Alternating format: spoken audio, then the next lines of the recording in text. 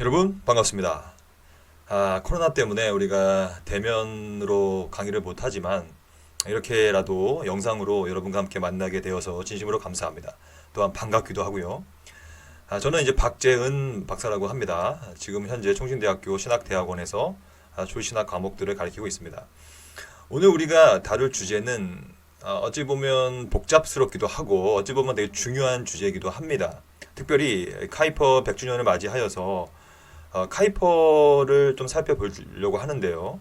무엇보다 이 카이퍼의 신학적인 배경과 그 중에 논쟁 지점을 하나 보려고 합니다. 그래서 이 주제를 한번 읽어보겠습니다. 아브라함 카이퍼는 영원으로부터의 칭의를 주장했는가?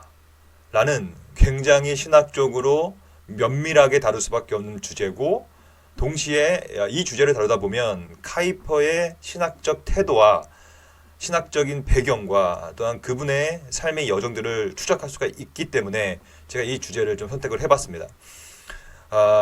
이 주제를 이제 다루기 전에 약간 좀 개괄적으로 좀 보려고 해요. 이 아브라함 카이퍼라는 분은 사실 한국에 뭐 그래도 많이 알려진 편이지만 놀랍게도 이분이 쓴 글에 대해서는 많은 연구가 사실 덜 되어지고 있고, 또 이분이 쓴 책들에 대해서도 책의 이제 번역도 굉장히 잘 안 되고 있는 부분이 많아요. 사실 미국 같은 경우에는 카이퍼 지금 번역이 이제 활발하게 되고 있는데 여전히 한국에서는 그게 부족합니다. 여러 가지 이유가 있겠지만 이 카이퍼 같은 경우에는 헤르만 바빙크와는 또 다르게 굉장히 폭넓게 글을 막 이제 썼거든요. 그러다 보니까 굉장히 양이 엄청나게 많습니다. 이 카이퍼의 이 글은. 그리고 관련된 2차 자료, 3차 자료가 막 차고 넘칩니다. 그래서 사실 연구하기가 까다롭고 어렵고 그만큼 폭이 넓고 깊이가 깊기 때문이에요. 그 정도로 우리가 사실 다룸에 있어서 굉장히 단편적인 시각을 버려야 되는 인물이 바로 카이퍼입니다. 그러다 보니까 이 카이퍼 자체가 굉장히 다각도의 관심을 기울였던 사람이었기 때문에 사실 이분이 생애 전체에 걸쳐서 대단히 다각도로 공격을 받게 돼요. 크게 제가 볼 때는 세 가지 정도의 공격을 받았는데, 가장 많은 공격들은 사실 그 당시 네덜란드 당시 19세기 20세기 초 이러한 정도의 시대 가운데서 이 네덜란드뿐만이 아니라 유럽 교회 자체가 엄청난 현대주의의 공격을 받았다는 얘기예요. 그러니까 오늘 우리가 좀 이따 볼 거지만 이 현대주의라는 표현을 꼭 기억하십시오. 결국에는 이 카이퍼는 유럽을 강타했던 19세기, 20세기를 관통했던 그 현대주의와 적극적으로 싸웠던 인물이었단 말이죠. 그러다 보니까 근데 뭐 그냥 뭐 어설프게 싸운 게 아니었거든요. 카이퍼가 이 불같습니다, 성격이. 그래서 굉장히 이 논조가 세요. 그러니까 이분의 글을 읽어보면, 그러니까 헤르만 바빙크와는 분명히 차이가 있어요. 그러니까 헤르만 바빙크 같은 경우에는 논조가 좀 포용적이기도 하고 객관성은 있지만 여전히 상대방을 배려하는 논조를 가지고 논지를 펼쳐가는 특징이 있거든요. 근데 카이퍼는 그냥 막은 아니지만 근거는 있지만 대단히 강한 논조로 좀 어쩔 때는 막 상대방을 막 경멸하면서, 경멸조라고 하죠. 그런 식으로 막 이제 신학을 전개하는 경향이 많거든요. 그러다 보니까 당연히 얼마나 많은 공격을 받았겠습니까? 신학적 자유주의라는 것은 현대주의의 근본을 깔고 시작했던 신학적 태도입니다. 이건 사실 18세기 이후에 계몽주의로부터 시작되었던 인본주의 사상이었거든요. 인본주의. 여러분, 신학이란 건 뭡니까? theologia 아닙니까? 하나님에 대한 학문, 하나님에 대한 지식, 하나님에 대한 어떠한 생각들을 우리가 나누는 것이 신학 아니겠습니까? 근데 안타깝게도 18세기 이후로 이 계몽주의라는 아주 인간 이성 중심 합리주의 사상, 이성주의 사상이 신학계를 강타한 이후로 동시에 그보다 더 큰 맥락이 있었던 현대주의가 강타함으로 더 이상 하나님에 대한 학문이 아니라 인간을 위한, 인간을 통한, 또한 인간을 위하고 통하고 그를 바라는 그러한 현대적인 사상, 신학적인 자유주의가 싹 텄다는 것이죠. 비단 그것은 19세기, 20세기 문제가 아니고요. 사실 여러분과 제가 살고 있는 이 땅, 이 지구 땅 또한 대한민국 여전히 이러한 거센 풍파가 여전히 여러분과 저 삶 속에서 가득 차 있다는 얘기예요. 여러분들은 이제 학생으로서 또한 신학을 공부하는 신학도로서 또한 장차 목회자가 되고 장차 교회의 지도자가 될 여러분들로서 여러분 어떻게 하실 겁니까? 그러므로 오늘은 이 누굽니까? 이 카이퍼의 태도와 자세와 신학적 방식을 통하여 우리가 좀 많은 것을 배울 필요가 있다는 얘기입니다.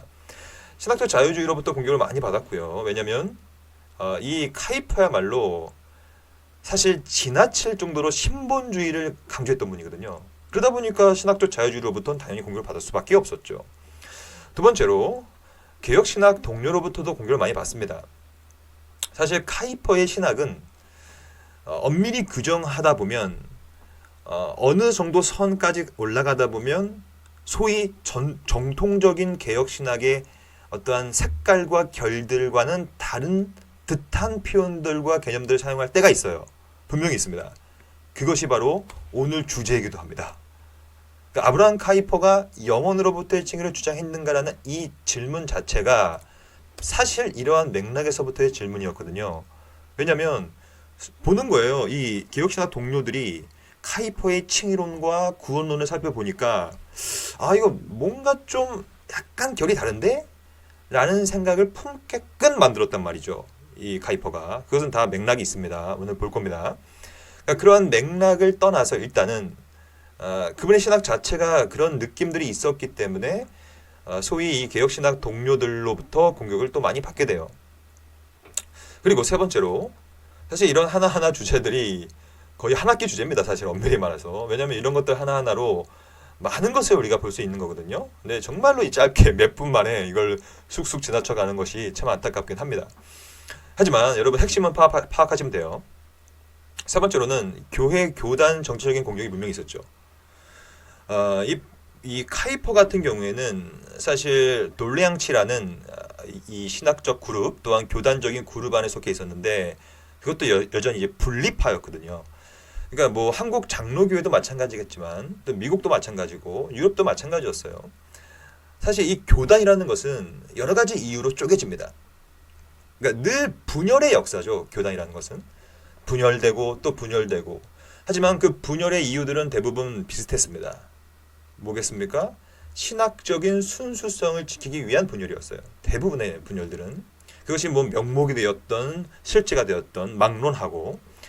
그러니까 이 카이퍼가 살았을 당시만 해도 사실 독일 나치라든지 또 온갖 인본주의, 자유주의 사상들 또한 현대주의의 공격 이런 것들로부터 굴복당한 혹은 희생당한 아니면 거기에 동조한 교단과 교회들이 늘 있어 왔단 말이에요. 마치 한국에도 마찬가지잖아요. 한국에도 친일파 교회가 생겼던 것처럼 그러다 보니까 신학적 순수성을 지키기 위하여 계속해서 분열된 그래서 교단이 쪼개졌단 말이죠. 그러한 가운데서 이쪽 쪼개진 교단이 저쪽 쪼개진 교단을 향하여 너희들은 문제가 많다. 신학적 문제가 많다. 순수하지 않다. 막 이렇게 막 싸웠던 것이죠. 그러므로 정말로 이 카이퍼야말로 수없는 이 공격들을 전면으로 받았던 그러한 인물이었다는 것입니다. 그럼 오늘은 그러한 배경을 근거로 총 5가지의 논지를 살펴보도록 하겠습니다. 첫째는 영원으로부터의 칭의 개념을 먼저 정리해야 되겠죠. 왜냐하면 이 강의의 핵심 주제는 카이퍼가 영원으로부터의 칭의를 받아들였는가 안 받아들였는가를 우리가 보는 거니까요. 그러니까 이거 먼저 칭의 개념을 정리하고 두 번째는 왜 카이퍼가 그렇게 칭의론 전개했는가에 대한 신학적 맥락을 좀 파악하는 시간을 잠시 갖고요.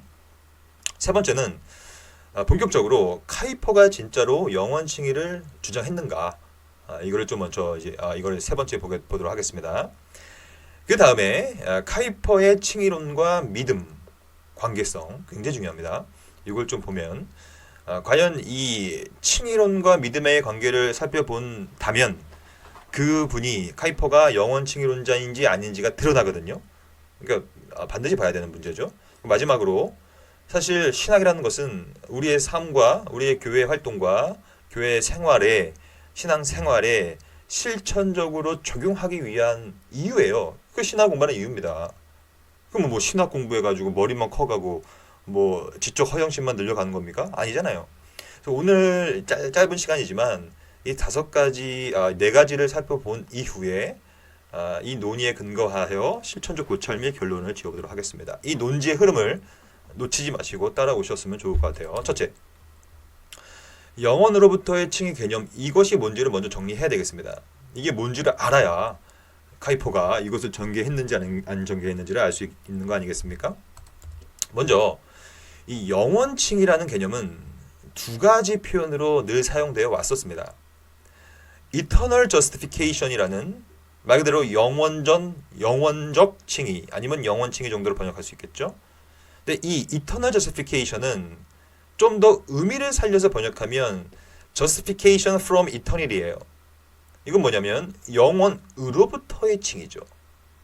이걸 좀 더 뉘앙스를 살리게 번역하면 Justification before Eternity. 뭡니까? 영원 전칭의 정도로 볼 수 있다는 얘기예요. 여러분 이 개념을 이해하셔야 오늘 강의를 이해할 수 있을 것입니다. 다시 한번 살펴볼게요. 영원 칭의와 영원으로부터의 칭의는 같은 표현이에요. 결론은 뭐냐? 핵심은 뭐냐? 영원 칭의로는 우리의 칭의가 영원에서 완료된다는 입장이에요. 중요하니까 다시 한번 강조할게요. 영원 칭의와 영원으로부터의 칭의와 영원 전 칭의는 같은 표현들인데, 같은 개념들인데, 그 개념의 핵심은 우리의 칭의가 영원에서 완료되었다는 입장을 가진 개념이라는 얘기죠. 딱 이걸 듣자마자 여러분 영원 칭의 개념을 이해하자마자 약간 의문점이 되지 않습니까? 의문점이 들지 않으면 문제가 좀 있는 것인데요, 여러분. 왜냐하면 이 칭이라는 것이 영원 전에 완료되는 것이에요. 생각해 보세요. 그럼 칭의가 뭡니까? 칭의는 그리스도의 의로운 공로에 힘입어서 그의 의의 전가를 통하여 우리가 의롭다 인정받는 거잖아요. 어떻게 받습니까? 믿음으로 받잖아요. 우리가 알다시피 이것을 이신칭이라고 부르지 않습니까? 이 영원칭의 개념은 이 개념을 이해한 순간 우리가 잠시 곱씹어 볼 필요가 있는 내용이 뭐냐면 바로 영원칭의와 이신칭의의 관계성이에요. 그러니까 엄밀히 말하면 칭의는 믿음으로 되는 거예요. 근데 믿음은 누가 갖는 거냐면 인간이 갖습니다. 저와 여러분들이 믿음을 갖게 되죠. 이거는 하나님이 주신 선물인데 에베소 2장 8절 하나님 주신 선물이란 말이죠. 그 선물을 받는 시간 속에서 살아가고 있는 우리가 예수 그리스도의 인격과 사역을 믿을 때 그 의의 공로에 힘입어 의롭다 인정받는 거예요. 근데 영원 칭의는 영원에서 완료돼 버리는 것이죠. 이 차이를 갖고 있다는 얘기예요. 성경을 볼까요? 이게 이신칭이거든요. 갈 2:16 사람이 의롭게 되는 것은 칭이에요. 칭이 엄밀히 말하면 의롭다고 칭함을 받는 개념입니다. 이것은 좀 더 종말론적인 개념이겠죠. 나중에 우리가 의롭게 돼버리니까 실제로 부활체를 입어서 사람이 의롭게 되는 것은 의롭다 칭이 되는 것은 율법의 행위가 아니라 예수 그리스도를 믿음으로. 여러분 예수 그리스도 누굽니까? 하나님의 아들이시고 중보자 되시며 그의 속죄 사역을 하신 인격과 사역을 믿는 거 아닙니까? 기독론적인 믿음이죠. 그리스도를 믿음으로 말미암는 줄 디아 나왔습니다. through 이건 도구예요. 믿음을 통하는 것이죠. 통하여서 우리는 의롭게 인정을 받는 거거든요. 이게 여러분과 제가 알고 있는 칭의 개념이며 이신칭의의 개념이에요. 이신칭이 아시죠? 믿음으로써 의롭다 칭함을 받는 이신칭의 개념이죠. Justification through faith 되는 것이죠. 맞죠? 근데 이 이신칭의 개념에 좀 약간 결이 다른 것이 바로 이 영원칭의 개념이거든요. 여러분 이거 이해하시겠죠? 이거 이해해야지 오늘 강의를 이해합니다. 그러니까 사람들이 특히 아까 우리가 봤던 이 누굽니까? 이 개혁신학 동료들이 카이포의 칭의를 쫙 읽어보니까 이거는 내가 알고 있는 이신칭의 개념과 다른데? 좀 약간 뭔가 느낌이 좀 쎄한데? 라는 개념들을 갖게 된 거거든요. 그러다 보니까 이제 싸움이 시작되었고 논쟁이 시작되었다는 것이죠. 그러면 이 영원으로부터의 칭의 개념을 신적 작정과 실행 개념에서 좀 살펴본 이후에 넘어가겠습니다. 사실 여러분과 제가 꼭 잊지 말아야 될 사실은 우리는 이 땅에서 살고 있잖아요. 이 창조되었고 구원받았던 이 섭리가 미치는 공간인 이것을 하나님의 외적 사회라고 부릅니다. 하나님 내부가 아닌 외부에서 하나님께서 자신의 섭리를 펼쳐 나가시는 공간. 그러니까 결국에는 이 외적 사역의 장소와 공간은 뭡니까? 시간이에요, 시간. 이게 굉장히 중요하니까 여러분 제가 짧게 이 필기를 좀 해보고 설명드려볼게요. 일단 우리가 알다시피 삼일체 하나님이 계십니다. 뭐 삼일체 하나님은 사실 이렇게 그림으로 그려서는 안 되죠, 사실. 삼일체 하나님은 영이시기 때문에 그림과 수학적 개념으로 이해할 수가 없는 거예요. 도식할 수가 없는 것이지만 그럼에도 불구하고 교육적 차원에서 내가 그리는 것뿐입니다. 이해하기 쉬우시려고. 이 삼위일체 하나님은 언제나 두 가지 사역을 갖고 있다는 얘기입니다. 색깔 좀 바꿔보면 일단 안쪽으로 들어오는 사역, 이걸 이제 뭐라고 합니까? 바로 이게 내적 사역이죠.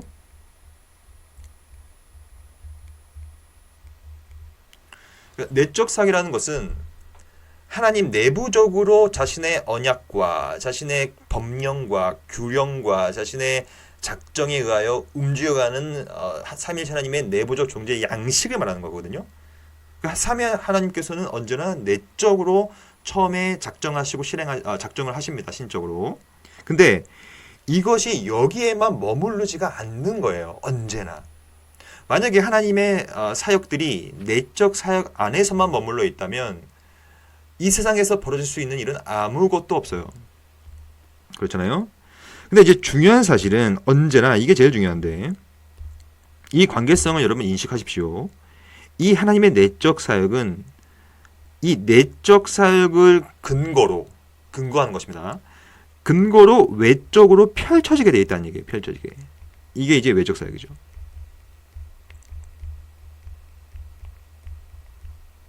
그러면 이 관계성 가운데서 여러분 이신칭의 개념과 영원칭의 개념을 분석해보면 영원칭의 개념은 어디에만 머물러 있냐면 감 잡히죠 여러분? 바로 내적 사역 안에만 머물러 있는 칭의 개념을 영원칭의 개념이라고 하는 거예요. 왜냐하면 삼위일체 하나님의 영원 전에 있었던 모든 일에 대한 칭의에 대한 관점이니까요. 그러면 이신칭의 개념은 뭐냐? 이신칭의 개념은 내적 사역에 근거하여 외적 사역으로 발현된 층이거든요. 이 외적 사역에 발현되는 도구와 수단은 유일하게 믿음밖에 없죠. 그럼 이해하시겠죠? 그러니까 이 믿음이라는 것은 외적 사역의 원리거든요. 왜냐하면 하나님 내부에서 되는 것이 아니라 우리 인간의 믿음이 필요한 거기 때문에. 그러므로 이신칭의 개념만 해도 정리해볼까요? 내적 사역과 외적 사역의 균형감과 가운데서 펼쳐지는 칭이론이라면 그것이 바로 이신칭이라면, 왜냐하면 이신칭이라는 것은 인간의 믿음이 필요하고 그 인간의 믿음도 내가 스스로 창출해내는 것이 아니라 삼위 하나님께서 주시는 거기 때문에 내적 사역이죠. 내적 사역과 외적 사역의 균형 감각을 유지하는 것이 이신칭의 개념이라면 이 영원칭의 개념은 외적 사역 개념보다는 내적 사역에 더 기울기 때문에 약간의 신학적 결이 다르다는 얘기입니다. 여러분 지금 이해하고 계시죠? 이해하셔야 넘어갑니다, 여러분. 이거 일단 이렇게 이해를 좀 정리를 해보시고 그러한 관계성 내에서 그러면 이게 왜가 중요하죠, 신학에서는? 왜 카이퍼는 내적 사역과 외적 사역의 균형을 잡고 있는 이신칭의를 얘기한다기보다는 외적 사역보다는 내적 사역에 기울고 있는 영원칭의를 얘기했는가? 왜가 중요합니다. 왜? 그 이유는 바로 그 당시에 신학적 맥락이 있기 때문이에요. 그래서 여러분 중요한 하나의 표현이 있죠. Text in context and context in text.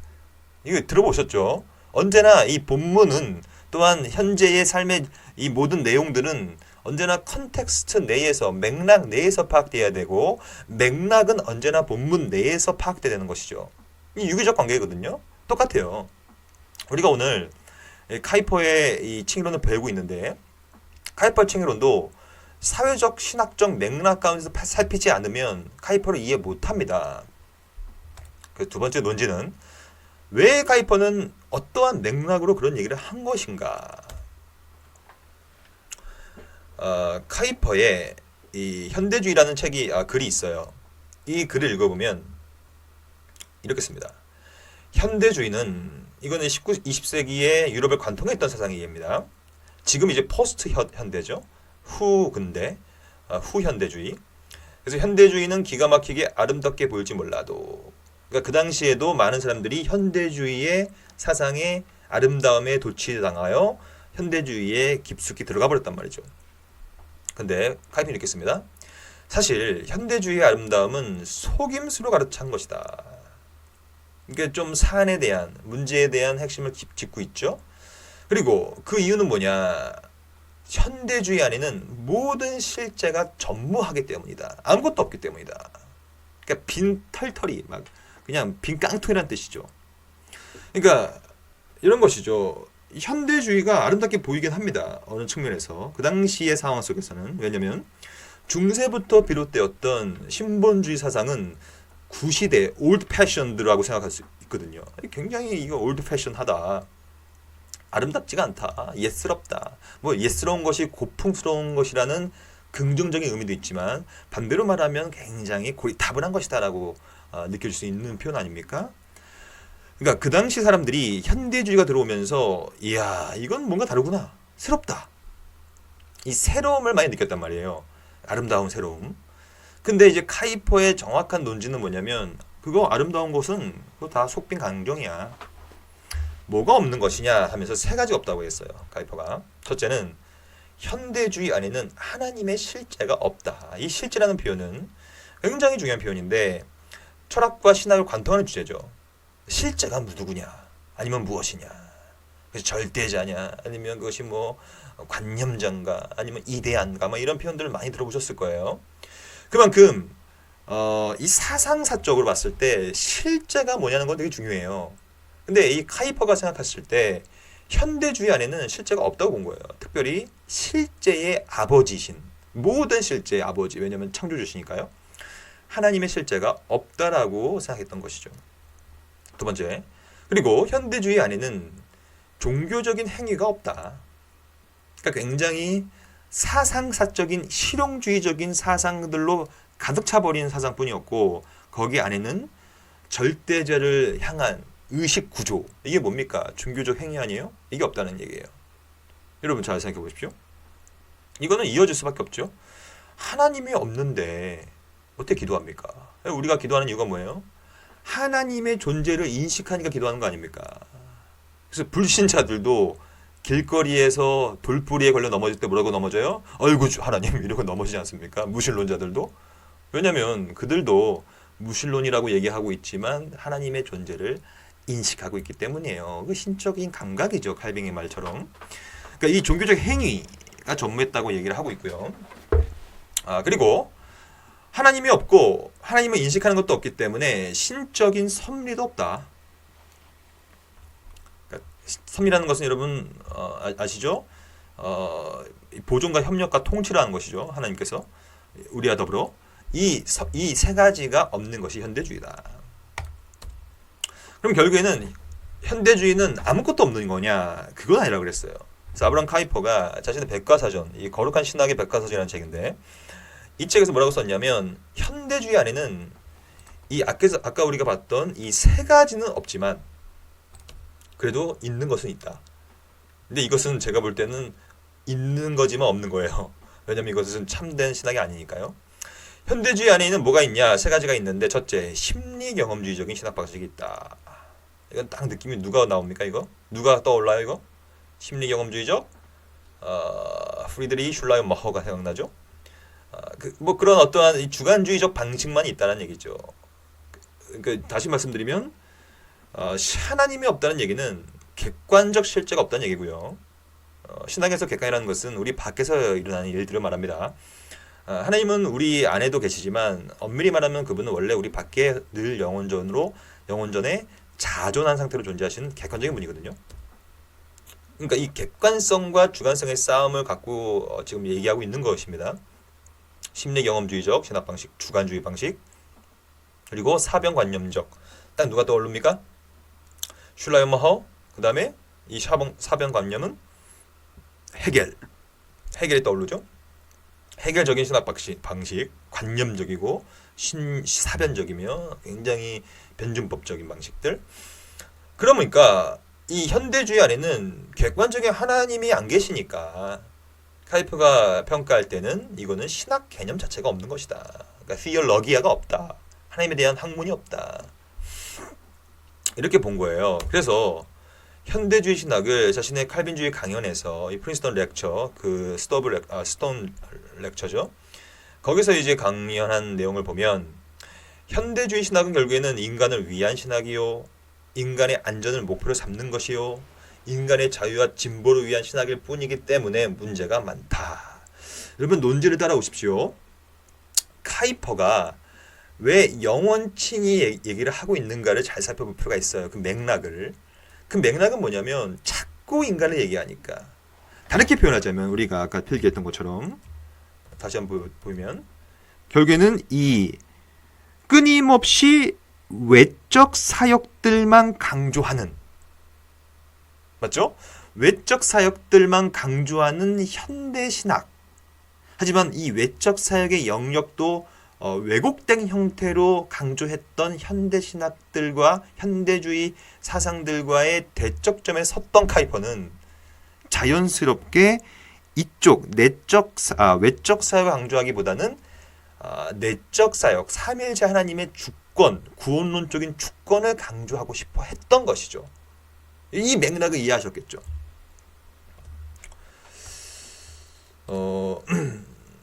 이 맥락 이해하고 넘어가겠습니다. 결국에는 인본주의 사상이 가득 찼던 당시의 신학적 맥락에 대한 신학적 반항으로서 카이퍼는 야, 너희들 너무 인간을 강조하면 안 돼. 그것은 외적 사역의 영역만 강조되는 거 아니겠니? 그럼 안 된다 하면서 삼일체 하나님의 주권과 삼일체 하나님의 영원적 작정을 더 강조해야 되겠다는 차원에서 이제 좀 더 영혼전으로 모든 것을 돌리기 시작한 것입니다. 여러분 지금 논지 따라오고 계시죠? 논지를 잃으시면 안 됩니다. 여기까지 쭉쭉쭉 따라오시고요.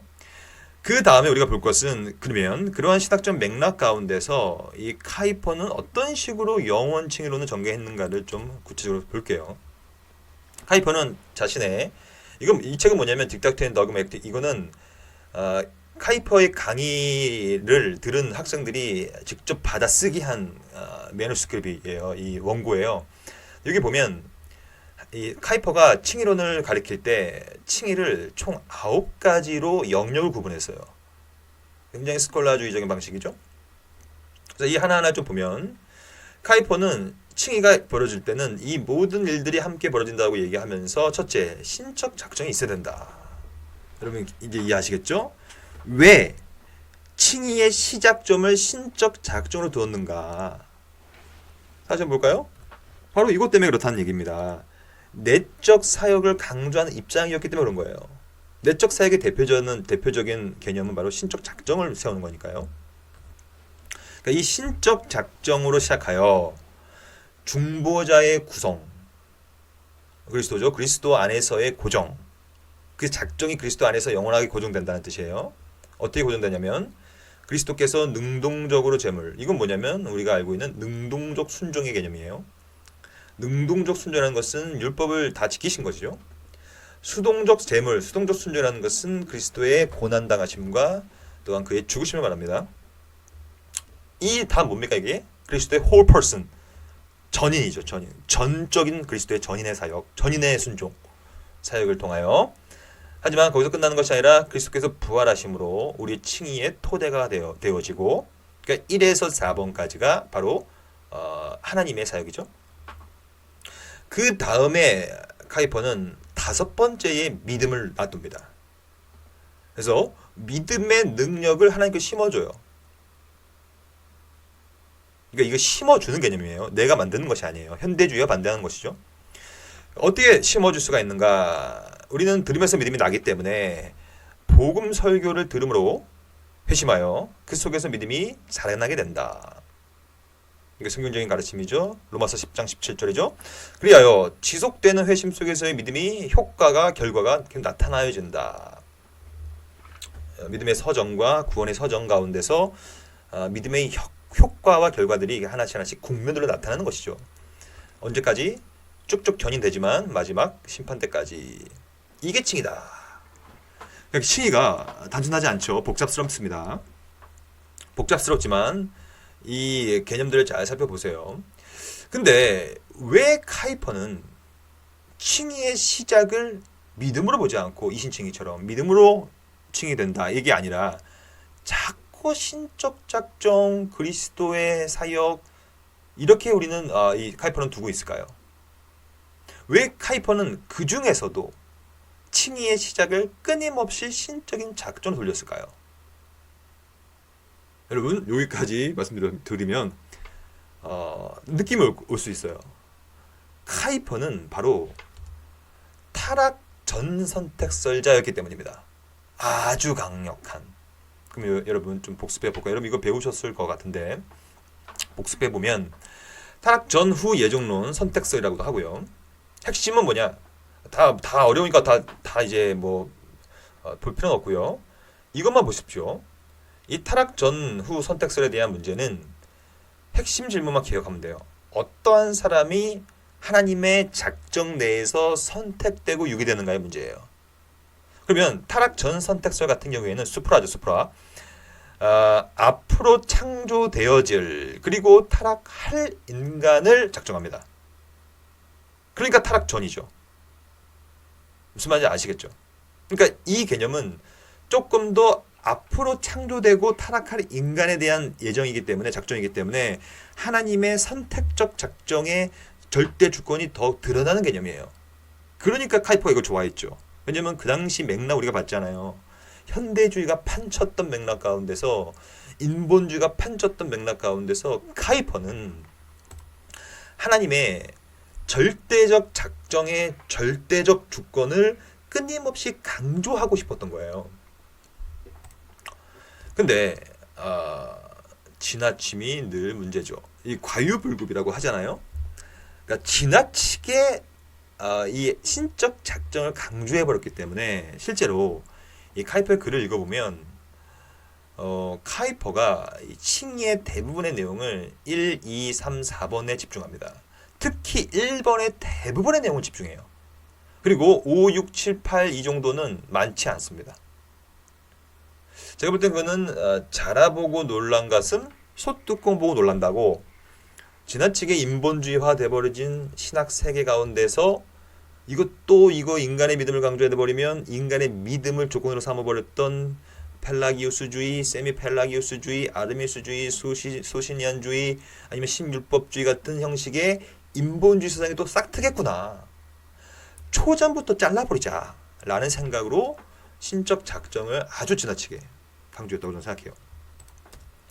근데 너무 강조하다 보니까 심지어 어떤 말까지 썼냐면 이렇게 썼습니다. 자신의 성령의 사역이라는 책에서 이렇게 썼어요. 이건 좀 너무 좀 과한 이제 표현이죠. 죄인의 칭의는 그의 회심, 심지어 그의 의식, 출생 때까지도 반드시 기다릴 필요가 없다. 여러분 이 표현은 분명히 문제가 될 수 있는 표현이죠. 왜냐하면 우리 칭의는 이신칭의라는 거예요. 믿음으로 되는 거예요. 믿음을 통하여. 근데 이 카이퍼만 해도 믿음을 강조하다 보면 인본주의가 돼버리니 하나님의 작정을 강조하다 보니까 마치 회심과 의식과 출생 전에 칭의가 일어났다. 이런 식으로 지금 얘기하고 있지 않습니까? 이게 이제 문제가 된 거거든요. 근데 이 카이퍼가 자신의 또 이 하이델베르크 유리문답 서 해설집을 썼는데 그 책을 보면 이번에는 5가지로 또 구분합니다. 칭의를. 그래서 칭의의 국면은 하나님의 주권적 결정이 먼저고 부활, 믿음의 능력을 심고 믿음이 생겨서 심판의 날까지 믿음이 작용한다라는 개념인데 이때도 여전히 1번은 제일 강조합니다. 그러다 보니까 칭의의 국면을 다양하게 만들고 그 중에서도 다른 그 어떤 것보다도 신적인 결정과 주권적 결정과 하나님의 작정을 강조하다 보니까 이건 다 영혼전의 사건들이니까 그러다 보니까 이제 어떤 일이 벌어집니까? 당연히 카이포를 바로 영원칭의론자라고 이제 낙인을 찍어버리는 거예요. 후대 사람들이. 왜냐면 그렇게 보일 여지가 분명히 있고 우리가 이제 봤던 것처럼 이런 식으로까지 얘기하니까요. 그러면 지금까지 논의를 여러분 잘 이해하셨으면 믿고요. 네 번째로 볼까요? 그러면 과연 카이퍼의 칭의론은 정말로 영원칭의론일까요? 영원칭의론의 개념을 여러분들 이해하셨죠? 영원에서부터 칭의가 완료돼야 되는 것입니다. 근데 여러분, 카이퍼가 만약에 인간의 믿음에 대한 얘기를 아예 안 했다면 마치 18, 19세기 영국에서 벌어졌던 하이퍼 칼빈주의 운동처럼 인간의 믿음을 거세해버렸단 말이죠. 그 사람들은. 그런 식으로 믿음을 아예 없애버렸다면 카이퍼의 칭의론은 영원칭의론이 맞습니다. 그것을 이제 극단적 영원칭의론자라고 하죠. 근데 저의 판단은 카이퍼는 최소한 극단적 영원칭의론자는 아닙니다. 그렇게 볼 수가 없어요. 물론 영원칭의론의 개념들과 영원칭의론적인 색깔들과 개념들은 분명히 거기 있습니다. 카이퍼의 칭의론 가운데. 하지만 극단적이거나 배타적인 칭의론을 볼 수는 없는 거예요. 그 이유는 뭐냐면 유일한 이유는 카이퍼가 우리가 봤다시피 그럼에도 불구하고 믿음을 얘기하고 있기 때문입니다. 아까 우리가 봤죠? 그럼에도 불구하고 수없이 많은 국면들 가운데서도 믿음은 얘기하고 있어요. 그 양은 작아도 믿음을 축소하고 최소화시키는 건 맞지만 믿음을 여전히 얘기하고 있기 때문에 카이퍼의 칭의론을 완벽한 이 배타적인 영원칭의론자라고는 낙인 찍을 수는 없다라는 것이 저희 관점입니다. 우리가 봤잖아요. 물론 이 믿음의 작용들이 이 다른 내용보다는 약한 건 분명합니다. 그것은 의심할 바 없이 정확해요. 그렇게 봤어요. 카이퍼는. 또한 이것도 마찬가지죠. 믿음의 능력, 실제적 믿음의 작용들을 좀 약화시키고 축소화시킨 것은 분명히 있다는 얘기예요. 근데 카이퍼가 믿음을 얘기하고 있기 때문에 극단적인 배타적인 영원칭의론자는 아닐 수는 있지만 여기서 또 논지가 하나 또 추가됩니다. 그럼에도 불구하고 카이퍼가 생각하는 믿음은 전통적인 시각의 이신칭이가 말하고 있는 그 믿음의 원인과 혹은 믿음의 작용 지점과는 좀 결이 다르다는 얘기예요. 그러니까 여전히 카이퍼가 생각하는 믿음은 좀 다른 것이 분명히 있습니다. 예를 들면 어떤 일이 벌어질 때 언제나 이제 원인들이 있어야 되는데 이것을 다 설명드릴 수는 없고요. 시간 없어서. 우리가 이제 칭의에 있어서 믿음은 그러면 어떠한 원인으로 작용하는가? 칭의에 있어서 믿음은 언제나 수단으로 작용합니다. 혹은 도구. 그래서 우리는 믿음 때문에 구원받을 수 없어요. 그것은 신율법주의라거나 혹은 아르미스주의에 가깝습니다. 믿음 때문에 구원받으면. 왜냐하면 그 믿음이 우리의 칭의의 조건이 되기 때문이에요. 하지만 왜 개혁파 신학자들은 끊임없이 믿음을 수단이나 도구로 돌렸는가? 그 이유는 믿음이 만약에 조건이 되어버리면 결국엔 우리는 믿음 때문에 구원받는 거예요. 하지만 믿음 때문에 구원받는 것이 아니라 믿음을 통하여 받는 거예요. 왜 통하는 것이냐? 이건 하나님 주셔야지 받는 거기 때문에 그렇습니다. 그러므로 이것은 언제나 도구요, 수단이죠. 이것은 여러분들도 이제 장로교인이 많으실 거 아닙니까? 대부분 장로교회의 표준 신앙고백서인 웨스트민스터 신앙고백서를 볼까요? 이 11장 1절은 칭의에 대한 관점인데 이 본문에서도 계속해서 이 믿음이라는 것이 어떠한 원인으로 작용하는가가 등장하게 됩니다. 하나님께서는 효력 있게 부르신 자들을 값없이 의롭다 하시되 의를 부어 넣으심으로가 아니고 누구로 반대합니까? 주입설을 반대하는 거예요. 주입설. 로마 가톨릭에 그들 자신은 의롭게 여기시고 받으심으로써이며 그들 안에 이루어진 혹은 그들에 의해 행해진 어떤 것 때문. 이건 누구 말하는 겁니까? 누구로 반대하는 거예요? 최소 세미 펠라기우스주의 아니면 로마 가톨릭 아니면 펠라기우스 이 정도로 이제 반대하고 있는 것이죠. 오직 그리스도 때문이다. 이 그리스도가 바로 우리의 공로적 원이 됩니다. 그래서 오직 그리스도밖에 없으니까요. 그래서 믿는 자체, 믿는 행위, 단 어떠한 복음적 순종, 누구를 반대하는 겁니까? 신율법주의를 반대하는 것입니다. 그들의 의로 그들에게 전가시킴으로써가 아니고 그들이 믿음으로 그리스도와 의를 받아들이고 의지할 때, 이 받아들이고 의지한다는 표현이 웨스민스터 신앙 고백서가 말하고 있는 믿음의 도구적 적용이에요. 우리는 의를 받아들이는데 믿음으로 그것을 의지할 때, 근데 그것은 누가 하는가? 그리스도의 순종과 만족을 우리한테 전가시키는 거예요. 우리의 능력으로 할 수 있는 건 없어요. 근데 그 믿음도 우리 것이 아니라 하나님이 주신 선물이다.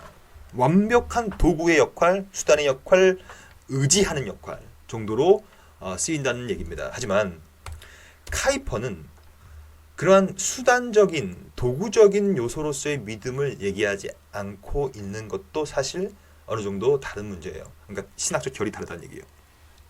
그러면 카이퍼가 생각할 때 믿음은 뭐냐?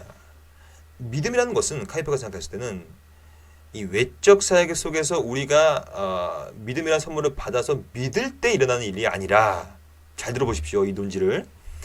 카이퍼가 생각하는 믿음은 뭐냐면 내적 사역에서 벌어진 일에 대한 것을 인식할 수 있는 게 믿음이에요. 약간 뉘앙스가 다르죠.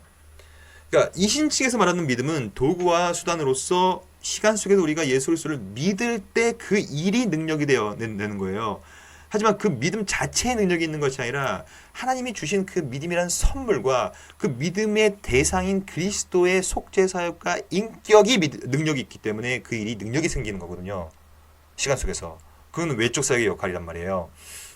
근데 카이퍼는 그런 것을 얘기하지 않았고, 믿음은 그것이 아니라 이 내적 사역 가운데서 성부, 성자, 성령의 내재적인 관계성 내에서 벌어진 일을 우리가 인식하는 것을 믿음으로 보는 거예요. 분명히 좀 다르죠. 그러다 보니까 여전히 이제 카이퍼는 공격을 받게 되는 것입니다. 결국에는 카이퍼는 믿음을 뭐 얘기하고는 있지만 그 믿음이 어차피 외적 사역이 아니라 그 내적인 사역을 그냥 바라보는 것 정도니 그게 믿음이 아니지 않느냐라고 하면서 더욱더 영혼 칭의론자라고 공격을 하기 시작했다는 것입니다. 그러면 우리가 마지막으로 우리가 이때까지 봤던 내용들을 좀 실천적으로 고찰해보고 결론을 지어보겠습니다. 그럼 이 카이퍼의 칭의론은 어떻게 봐야 되는가?